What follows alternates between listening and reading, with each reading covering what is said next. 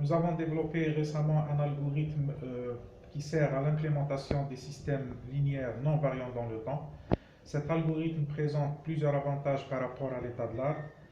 Premièrement, il est complètement prédictible au niveau des ressources hardware.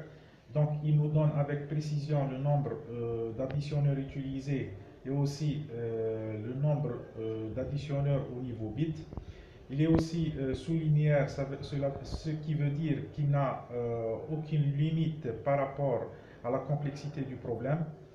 Il permet une implémentation VLSI rapide à faible consommation de puissance et avec une surface silicium très réduite. Comme application, nous pouvons citer le cas des filtres FIR, comme par exemple dans ce cas-là. Sur ce graphique, on voit la réponse fréquentielle du filtre qu'on souhaite implémenter. Sur l'axe des X, on a la fréquence normalisée et sur l'axe des Y, on a le gain du filtre. À partir de ce graphique, on voit bien qu'il s'agit d'un filtre passe-bas avec une fréquence de coupure de 0,6, c'est-à-dire qu'il laisse passer les fréquences inférieures à 0,6 et atténue celles qui sont supérieures à la fréquence de coupure. Donc à ces spécifications correspondent les coefficients suivants.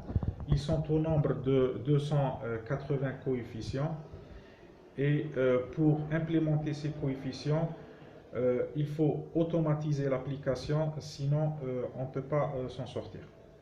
Donc on va utiliser notre programme qui est disponible en ligne et nous allons le lancer pour le cas de ce filtre. Donc on va choisir un fichier de notre filtre.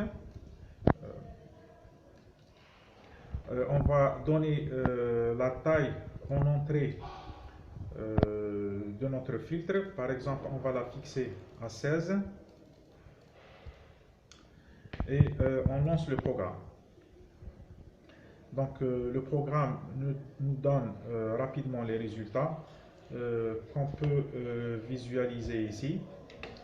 Donc voici le résultat qui est donné. Donc c'est un simple recodage. Donc le programme prend ces coefficients et les recode de cette façon. Il nous donne à la fin un résumé du recodage et il nous donne un autre fichier qui permet d'avoir l'implémentation HDL qui est donnée en Verilog du filtre. Et j'insiste sur le fait que si ce n'était pas automatisé, on n'aurait pas pu avoir ce résultat avec une telle exactitude. Donc le programme permet de délivrer directement le code Verilog. Ce code garantit une vitesse optimale et une consommation en ressources très réduite. Et une consommation aussi en puissance très réduite aussi. Voilà.